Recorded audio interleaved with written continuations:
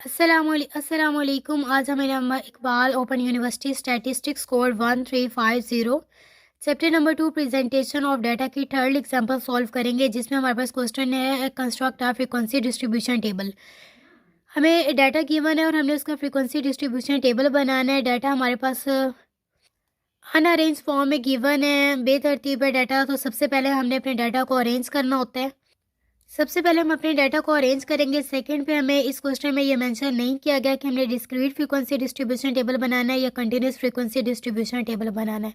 तो ये चीज़ हमने खुद फाइंड करनी होती है। इसलिए हम सोल्यूशन की हेडिंग देंगे, फिर लिखेंगे अरेंजमेंट ऑफ डाटा। आप एरे ऑफ डाटा भी लिख सकते हैं। उसके बाद आपने अपने डाटा को अरेंज करना है असेंडिंग से डिसेंडिंग ऑर्डर में। डाटा को असेंडिंग से डिसेंडिंग ऑर्डर में अरेंज करने का मेथड ये है कि आपने सबसे छोटी वैल्यू लिखनी है, फिर आपने उससे तरतीब में उससे बड़ी वैल्यूज़ लिखते जाना है। जैसे कि हमारे डाटा में सबसे छोटी वैल्यूज़ 4 थी तो मैंने स्टार्ट में 4 लिखा, और सबसे बड़ी वैल्यू हमारे पास 15 थी, जिसे मैंने लास्ट में लिख के अपना टेबल कंप्लीट किया। डाटा को अरेंज करने के बाद स्टेप 2 में आपने रेंज फाइंड करनी है कि आपके डाटा की रेंज क्या है। रेंज फाइंड करने का फार्मूला ये होता है largest value minus smallest value. L stand for largest value और S stand for smallest value in your data. ठीक है, आपने देखना है आपके डाटा में सबसे बड़ी वैल्यू क्या है। आपके डाटा में सबसे बड़ी वैल्यू 15, और आप माइनस करना है आपने सबसे छोटी वैल्यू जो कि आपके पास 4 है। इनको जब आप माइनस करेंगे तो आपके पास 11 आंसर आएगा। तो 11 आपके डाटा की रेंज है। अब इन दो स्टेप्स को करने से हमें पता चलेगा कि हमने डिस्क्रीट फ्रीक्वेंसी डिस्ट्रीब्यूशन टेबल बनाना है या कंटिन्यूस फ्रीक्वेंसी डिस्ट्रीब्यूशन टेबल बनाना है। तो सबसे पहले आप अपने स्टेप 1 पर देखें क्या आपकी वैल्यूज़ बार बार रिपीट हो रही हैं, ज़्यादा तादाद में रिपीट हो रही हैं। अगर आपकी वैल्यू ज़्यादा तादाद में रिपीट हो रही हैं तो इसका मतलब है कि आपने डिस्क अगर ज़्यादा तादाद में रिपीट हो रही है तो इसका मतलब है कि आपने कंटिन्यूस फ्रीक्वेंसी डिस्ट्रीब्यूशन टेबल बनाना है। सेकंड पे आपने अपनी रेंज देखनी है। अगर आपके डाटा की जो रेंज है वो कम है, लाइक अगर 99 तक आपकी रेंज आंसर 9 तक आ जाए, आपकी रेंज 9 निकले, तो इसका मतलब है आपने डिस्क्रीट फ्रीक्वेंसी डिस्ट्रीब्यूशन टेबल बनाना है। और अगर 9 से अबव हो जाए, लाइक 10, 11, 12, 50, 14 और 50, 30 इस टाइप आपकी कोई भी रेंज आ जाए, उस सूरत में आपने कंटिन्यूस फ्रीक्वेंसी डिस्ट्रीब्यूशन टेबल बनाना है। तो हम देखेंगे हमारी रेंज है 11, यानी कि इस सूरत में हम कंटिन्यूस फ्रीक्वेंसी डिस्ट्रीब्यूशन टेबल बनाएंगे। अब ये चीज़ तो हमें क्लियर होगी कि हमने कौन सा टेबल बनाना है, इसलिए हम स्टेप 3 में अपनी नंबर ऑफ़ ऑब्जर्वेशंस की हेडिंग देंगे। स्टेप 3 में मैंने नंबर ऑफ़ ऑब्जर्वेशन की हेडिंग दी है, जिसमें आप अपने नंबर ऑफ़ ऑब्जर्वेशंस काउंट करेंगे, जो कि हमारे पास 30 है। आप 30 की वैल्यू पुट कर देंगे। स्टेप 4 में आपने लिखना है number of classes. Number of classes को फाइंड करने के दो फार्मूलाज हैं। आप अपनी पसंद से जो फार्मूला चाहें चूज़ कर सकते हैं। 1 + 3.33 log n। n stands for number of observation, जो कि आपके पास 30 है। आप इसकी वैल्यू पुट कर देंगे। फिर आप अपने कैलकुलेटर पर सॉल्व करेंगे। पहले आपने लेना है लॉग, 30 का लॉग ले लेना है, तो आपके पास आंसर आ जाएगा। जब आपके पास ये आंसर आ जाएगा, आपने इसको मल्टीप्लाई कर देना है 3.33 से। मल्टीप्लाई करने से आपके पास आंसर आ जाएगा 4.91। जब आप इसमें 1 प्लस करेंगे, 1 की वैल्यू को ऐड करने से आपके पास आंसर आता है 5.9। 5.9 भी आप लिख सकते हैं, और अगर आप उसे राउंड ऑफ करें तो आप उसे 6 भी लिख सकते हैं। स्टेप 5 में आपने क्या करना है, आपने फाइंड करनी है क्लास इंटरवल।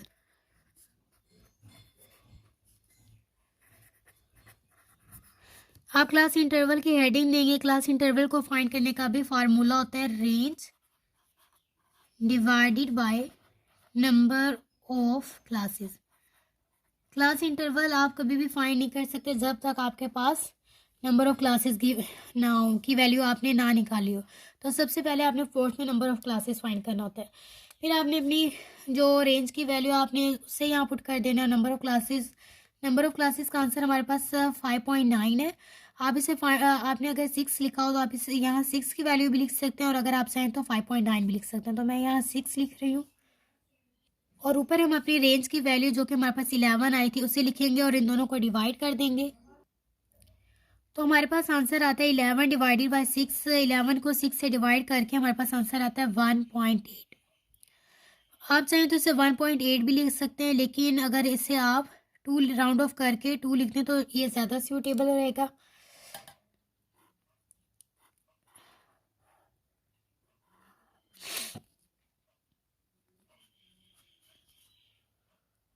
अब हमें अपनी सारी 5 चीज़ें फाइंड करनी होती हैं। हमने 5 कर ली हैं और हमें पता भी हमने कौन सा टेबल बनाना है। तो अब हम अपनी टेबल की हेडिंग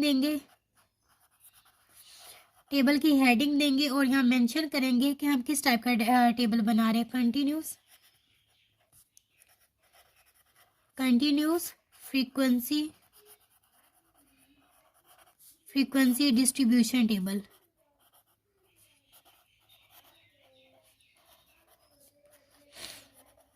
फ्रीक्वेंसी डिस्ट्रीब्यूशन टेबल जब आप बनाते हैं, आप चाहे डिस्क्रीट फ्रीक्वेंसी डिस्ट्रीब्यूशन टेबल बना रहे हो, चाहे आप कंटिन्यूस फ्रीक्वेंसी डिस्ट्रीब्यूशन टेबल बना रहे हो, आपको सबसे पहले 3 कॉलम उसके क्रिएट करने होते हैं। तो सबसे पहले हम अपना टेबल बनाएंगे। इस तरह आप अपने टेबल की हेडिंग देने के बाद अपना टेबल बनाएंगे। आपने उसके 3 कॉलम बनाने हैं। सबसे पहले आपने कॉलम 1 की हेडिंग देनी है क्लास इंटरवल। आप चाहें तो क्लास इंटरवल पूरा लिख सकते हैं, चाहे तो आप CI लिख दें। सेकंड पे आपने टैली मार्क्स का कॉलम बनाना होता है, टैली मार्क्स लिखेंगे। और थर्ड पे आप लिखेंगे फ्रीक्वेंसी। आप चाहें तो फुल फ्रीक्वेंसी लिख लें, चाहे तो F का साइन लगा लें, जैसे आपको सही लगे। उसके बाद हमने बनाना होता है क्लास इंटरवल। क्लास इंटरवल को बनाने का तरीका ये है कि आपने अपने डाटा में देखना है कि आपके पास सबसे छोटी वैल्यू क्या है। आपके पास डाटा में सबसे छोटी वैल्यू 4 है। अगर आप चाहें तो आप अपनी मतलब जो क्लास इंटरवल हमने स्टार्ट करना होता है, स्टार्टिंग वैल्यू हमने लिखनी होती है। हमारे डाटा में सबसे छोटी वैल्यू क्या है, 4 है। हम चाहें तो 4 से अपना डाटा ये क्लास इंटरवल बनाना स्टार्ट कर सकते हैं। चाहे तो उससे पीछे किसी वैल्यू को ले ले, लाइक हम 3 लिख सकते हैं, 2 लिख सकते हैं, और चाहे तो हम 4 से आगे 5 भी लिख सकते हैं, 6 भी लिख सकते हैं, ठीक है। लेकिन हमने उस वैल्यू को भी ऐड करना होता है। तो हम चाहें तो 4 लिख सकते हैं और चाहे तो हम 3 लिख सकते हैं, लेकिन हमारे डाटा में चूंकि सबसे छोटी वैल्यू 4 है, तो हम 4 लिखना ज़्यादा बेस्ट है, हम 4 ही लिखेंगे, ठीक है। आपने क्लास इंटरवल को 4 से स्टार्ट कर दिया, ठीक है। अब आपने क्या करना है, क्लास इंटरवल, ठीक है। इंटरवल क्या होता है, जो आपने ये वैल्यू निकाल लिया, ठीक है। हमारे पास क्लास इंटरवल क्या है, हमारे पास क्लास इंटरवल 2 है। अब आपने क्या करना है, जो आपके पास आपने स्टार्टिंग पॉइंट लिया है, हमने स्टार्टिंग पॉइंट क्या लिया, हमने स्टार्टिंग पॉइंट लिया 4 के अंदर आपने अपना क्लास इंटरवल ऐड करते जाना है, और आपने इस साइड वाली जो वैल्यूज़ है इन्हें फिल करना है, ठीक है। क्लास इंटरवल का जो कॉलम होता है, इसको फिल करने के 2 तरीके होते हैं, ठीक है। मैं आपको दोनों तरीक़ों से आपका ये वाला कॉलम सॉल्व करना बताती हूँ। सबसे पहले एक तरीका तो ये है कि जो आपने स्टार्टिंग पॉइंट ले लिया, जो कि हमने 4 लिया, इसके अंदर जो आपके पास क्लास इंटरवल आया, आप इसको डायरेक्ट ऐड करते जाएं। 4 में आप अपना क्लास इंटरवल ऐड करें, प्लस हमारे पास क्लास इंटरवल क्या है 2, ठीक है। ये हमारे पास आया 6। आप 6 की वैल्यू इस साइड पे लिखने की बजाय इधर लिखते जाएं 6 के अंदर आप फिर से 2 ऐड करें तो आपके पास क्या आता है 8, ठीक है। इस तरह आपने अपना पूरा कॉलम इस साइड वाला सॉल्व कर लेना है, ठीक है। 8 है, 8 के अंदर फिर क्लास इंटरवल जो हमारे पास गिवन है 2, इसको ऐड करेंगे तो हमारे पास आंसर आ जाएगा 10 में फिर अपना क्लास इंटरवल ऐड करेंगे तो हमारे पास आंसर आ जाएगा 12, फिर 14, ठीक है 14। अब देखिए आपको जो एग्जाम्पल गिवन है आपके पास, उसमें यहाँ पे 2 लिखा हुआ है, उसमें 1 मिस प्रिंट हो गया, ठीक है। तो आप भी अपनी बुक पर 1 लिख लीजिएगा। एक ये हो गया। उसके बाद ये आपने साइन डाल देना है इंटरवल का साइन डालने के बाद अब आपके पास जो ये सेकंड 4 से आपने स्टार्ट किया, अब आपके पास जो ये सेकंड क्लास है ना, क्लास लिमिट है, आपने 6 में से जो आपके पास इस साइड पे वैल्यू गिवन होगी उसमें से 1 माइनस करते जाना है और इस साइड की आपके पास वैल्यूज हासिल हो जाएंगी, ठीक है। आपके पास 6 है, आपने 6 में से 1 माइनस कर दिया तो आपके पास आंसर क्या आ जाएगा 5, ठीक है। फिर आपके पास नीचे क्या आपके पास 8 है, ठीक है। आपके पास 8 है, 8 में से आप 1 माइनस कर दें तो आपके पास वैल्यू आ जाएगी 7, ठीक है। इस तरह आपने सारी वैल्यूज़ को सोल्व करते जाना है। अब आपके पास नीचे क्या वैल्यू है, आपके पास है 8, 10 में से आप 1 निकालें, 1 माइनस कर दें तो आपके पास आ जाएगा 9। फिर आपके पास नीचे 12 है, 12 में से आप 1 माइनस कर देंगे तो आपके पास क्या आंसर आ जाएगा 11। फिर नीचे 14 है आपके पास, आप 14 में से जब 1 माइनस करेंगे तो आपके पास क्या आ जाएगा 13, ठीक है। अब आपने देखना है कि आप किस वैल्यू में से क्या माइनस करें, जिसमें क्या आप इस कॉलम को, इस जो आपके पास एक डिजिट रह गया, आपने इसको फिल करना है। तो आपने क्या करना है, आपने एक स्टेप और करना है, आपने लेड पेंसिल ले लेनी है। लेड पेंसिल लेने के बाद आपने क्या करना है, आपने एक स्टेप एक्स्ट्रा सॉल्व करना है, ठीक है। लेड पेंसिल से आपने क्या करना है, आपके पास यहाँ 14 वैल्यू गिवन है, यानी कि आपके 14 इस वैल्यू में आपने फिर से अपना एक क्लास इंटरवल ऐड करना है, क्या आ जाएगा आपका 16। आपने लेड पेंसिल से 16 लिख लेना है। 16 लिखने के बाद 16 में से बिल्कुल इसी तरह जिस हमने ऊपर 1 माइनस किए करते आए हैं, 16 में से 1 माइनस कर दें तो हमारे पास क्या आंसर आ जाएगा 15। तो ये हमारा ये डिजिट भी लिख के पूरा क्लास इंटरवल का कॉलम सॉल्व हो जाएगा। एक मेथड तो ये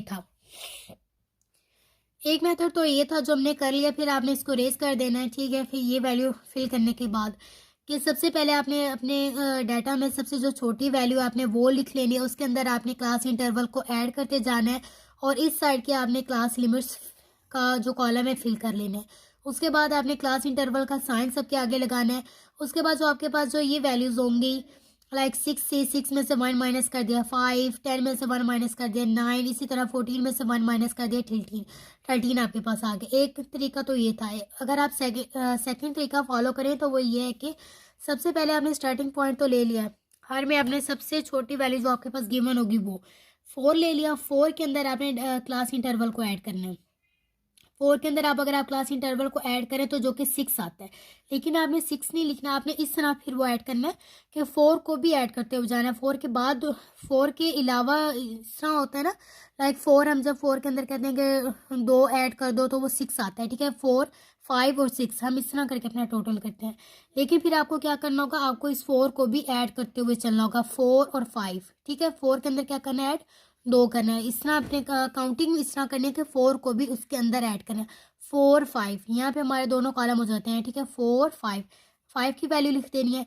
फिर आपने नीचे क्लास लिमिट जब क्रिएट करनी है, फिर आपने 5 के अंदर 1 प्लस कर देना है, ठीक है। 5 के अंदर 1 प्लस करेंगे 6 आ जाएगा। 6 के अंदर फिर 6, 7, 6 के अंदर आप 2 ऐड करेंगे तो आपके पास क्या आंसर आएगा 6, 7 आ जाएगा। 7 के बाद 7 में आपने 1 प्लस करते जाना है और इनमें बनाते जाना है, ठीक है। आपको जो तरीका आसान लगे, सबसे बेस्ट तो ये है कि आप जो मैंने आपको पहले बताया वो तरीका ज़्यादा आसान है, अगर आप उसे फॉलो कर लें। तो ये कॉलम आपने सोल्व कर लेना है। इस कॉलम को सोल्व करने के बाद सेकंड पे आपने टैली मार्क्स का कॉलम नहीं सोल्व करना, सेकंड पे आपने फ्रीक्वेंसी का कॉलम सोल्व करना है। फ्रीक्वेंसी का कॉलम इस तरह सोल्व किया जाता है कि आपने अपने डाटा में देखना है कि हमारे पास 4 से 5 के दरमियान कितनी वैल्यूज़ फॉल कर रही हैं, उनकी तादाद को आपने यहाँ मेंशन कर देना है।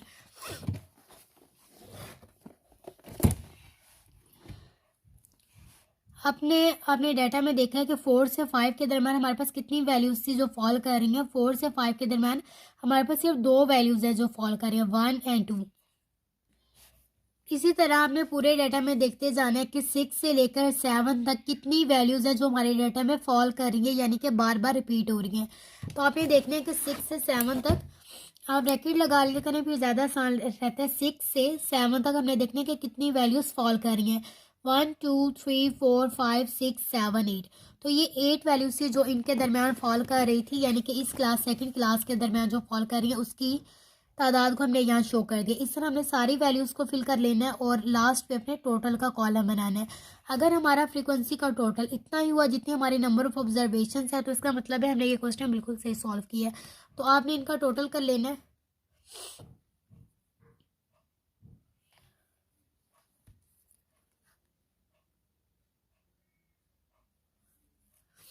आपने भी सारी वैल्यूज़ का इसमें फिल करते जाना है। 2 + 8 + 8 + 7 + 4 + 1, ठीक है। तो ये आपके पास क्या आंसर आ जाता है, आपके पास ये आंसर आ जाता है 30, ठीक है। यानी कि हमने बिल्कुल सही फ्रीक्वेंसी बनाई है, ठीक है। आपने 30 लिख देना है। अब अपने दोनों कॉलम सोल्व कर लिए हैं। आप लास्ट पे आपने फ्रीक्वेंसी टैली मार्क्स का कॉलम सोल्व करना है, ठीक है। इस तरह आपने 1, 2, 3, 4, 5 की लाइन हमेशा इन 4 को कट करेगी, 5, 6, 7, 8। इस तरह अपनी बाकी भी आपने सारी वैल्यूज़ को देखते हुए टैली मार्क्स बना, ठीक है। मैं आपके मतलब वीडियो को पॉज करके इस तरह पहले से वैल्यूज़ इसलिए लिख देती हूँ ताकि वीडियोस बहुत ज़्यादा लंबी ना हो। तो टैली मार्क्स आपने बना लेने हैं। मैं पहले जो 2-3 वीडियोस बना चुकी हूँ उनमें मैं डिटेल से ये बात समझा चुकी हूँ। फिर भी अगर आपको टैली मार्क्स बनाने ना आते हो तो आप मुझे बता दीजिएगा, मैं आपको समझा दूँगी। तो यहाँ पे हमारे एग्जाम्पल नंबर 3 भी कंप्लीट हो जाती है, ठीक है। अब हमने अपने चैप्टर की जो सीरीज स्टार्ट की हुई है एग्जाम्पल्स की, तो हम उसकी फर्स्ट 3 एग्जाम्पल्स कंप्लीट कर चुके हैं। अब हम इसके बाद एग्जाम्पल नंबर 4 स्टार्ट करेंगे।